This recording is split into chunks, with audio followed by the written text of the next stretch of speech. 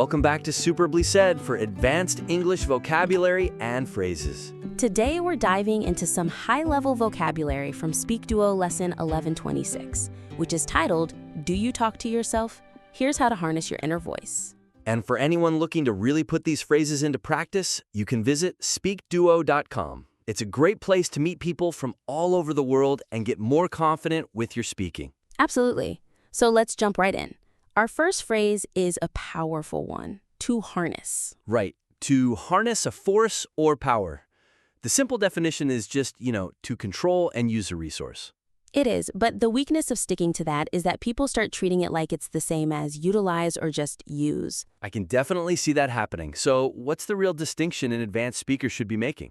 Well, harness implies strategic control over something that is large, maybe even volatile or previously unmanaged. Ah, okay. You don't harness a pen, you utilize it. You harness the power of a hydroelectric dam. There's a sense of taming something powerful. That framing gives the word so much more weight. So how can we make that actionable in, say, a professional setting? The suggestion is to reserve harness for these intangible, powerful resources. Things where a real strategic effort is needed to get them under control. Like potential or energy? Exactly. So give us a concrete example for work, or maybe for an IELTS answer. Sure. So instead of a weak sentence like, we should use our morning energy, you'd say something much stronger. Right. To maximize productivity, we encourage employees to harness their early morning energy by immediately tackling their most complex task. See, it shows that conscious, strategic control. Or for a bigger picture, the company must harness the current market volatility to gain share from competitors. It's about controlling chaos. That really sets a high bar. Okay, next up, a very famous idiom. The elephant in the room. An obvious, serious problem that everyone knows is there. But nobody wants to mention. Exactly. But the weakness in just defining it that way is failing to emphasize why there's tension. It's not just a big problem. It's the avoidance. It's the collective, deliberate avoidance. The problem is defined by the social discomfort around it. The core of the phrase isn't the problem. It's the silence. That makes sense. So the suggestion is to only use it when that professional decorum or social anxiety is actively stopping the conversation. Precisely. It's the psychological weight of the unspoken thing. So in a business context, how would that sound? Well, you could start a tough meeting by saying, acknowledging the elephant in the room, which is our critical budget shortfall, removes the unspoken tension and allows for direct problem solving. It just clears the air immediately. It does. It lets everyone breathe.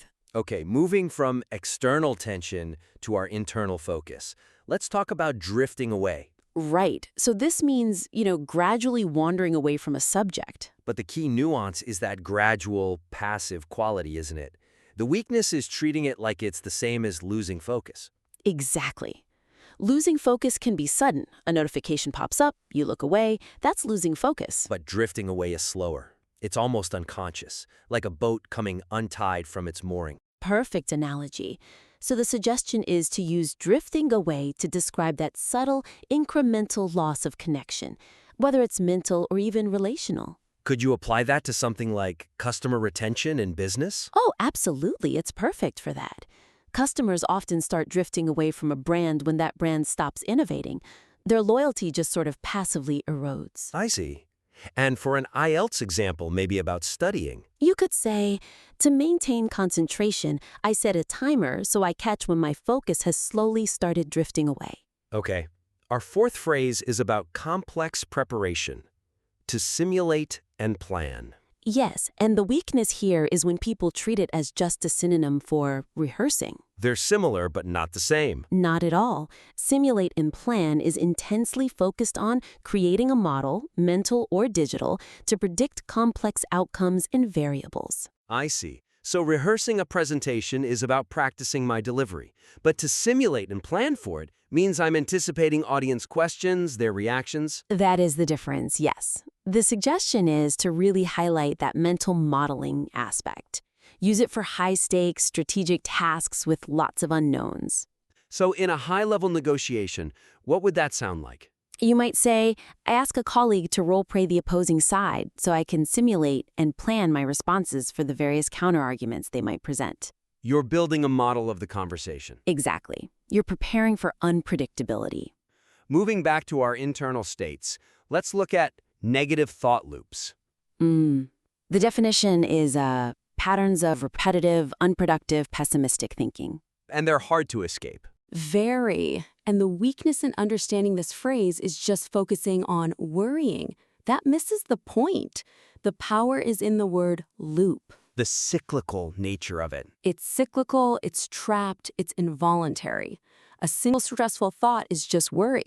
The constant automatic replay of that thought, that's the loop. That's a powerful distinction. So the suggestion is to use it to describe any cyclical habit, mental or even organizational, that blocks progress. Yes, and one that requires some kind of intervention to break. Can you give an organizational example? Of course, the management team was caught in negative thought loops about the last failed product launch, constantly rehashing mistakes instead of focusing on the future. They were stuck.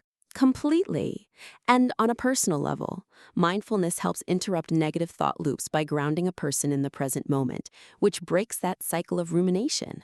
Okay, next up. Telltale signs. Yes. Clear indications that reveal something hidden or true. But it's often confused with just clues. It is, and that's the weakness. A telltale sign doesn't require deep deduction. It's usually instantly recognizable. It's evidence right on the surface. So a clue is something a detective pieces together over a week. A telltale sign is the distinctive hat the culprit left at the scene. It's immediate. Perfect. So the suggestion is to apply this where surface-level observations instantly reveal a deeper and often undesirable truth, like fraud or poor quality. How about an example related to online security? A great one. Telltale signs of a phishing attempt in an email include numerous grammatical errors and urgent requests for personal information. They're dead giveaways. Instant red flags.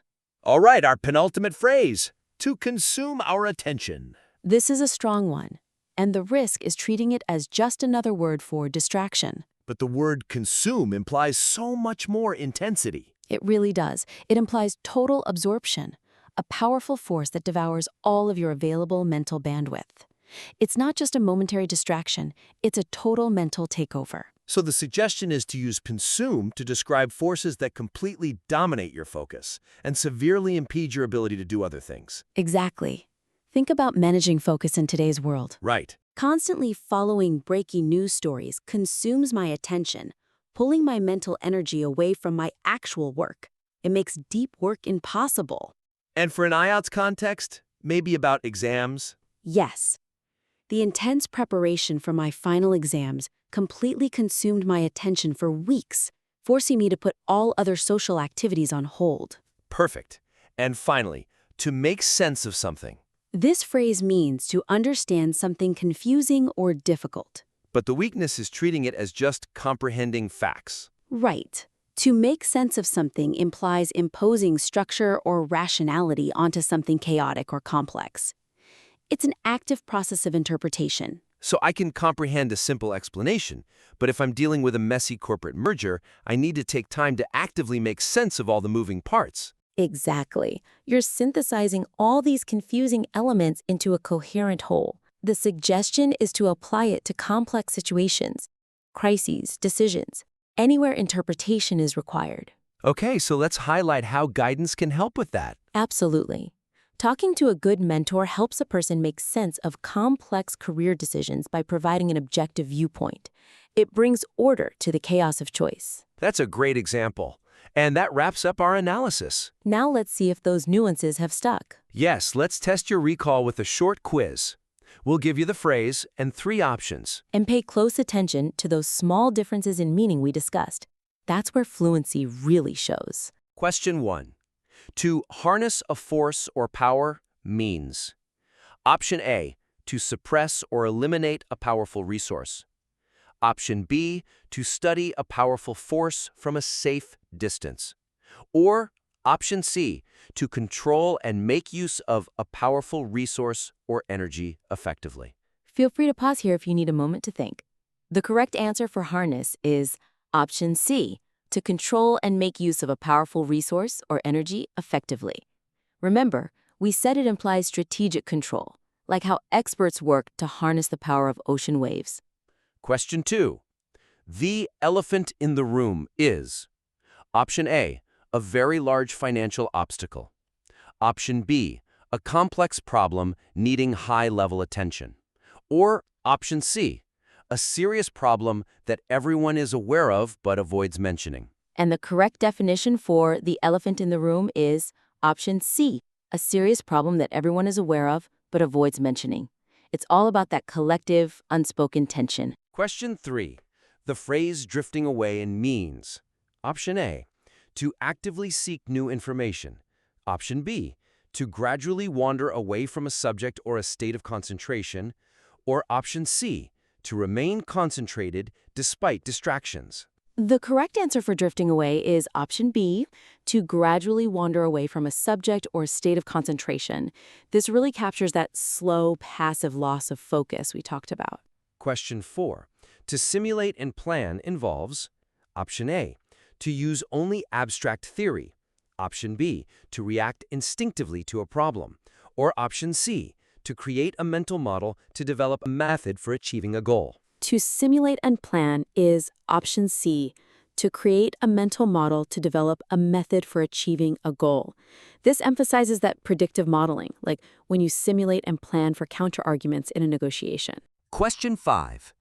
Negative thought loops are defined as Option A, temporary feelings of doubt.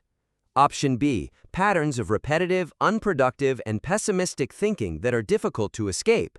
Or Option C, a self-help technique for past mistakes.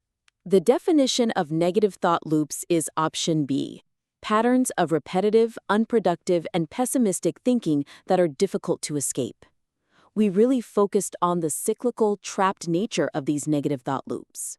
Question 6. Telltale signs are Option A, legal warnings. Option B, hidden evidence requiring investigation. Or Option C, clear indications or characteristic evidence that reveals something hidden or true. For telltale signs, the answer is C, clear indications or characteristic evidence that reveals something hidden or true.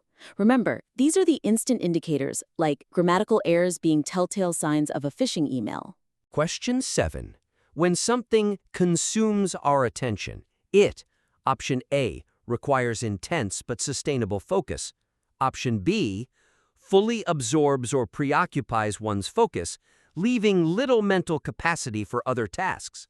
Or Option C, allows us to easily shift focus. Something that consumes our attention is Option B, fully absorbs or preoccupies one's focus, leaving little mental capacity for other tasks. This is about the total absorption of your mental energy. And our final question, number 8. To make sense of something means Option A, to intentionally complicate an idea. Option B, to delegate a confusing problem.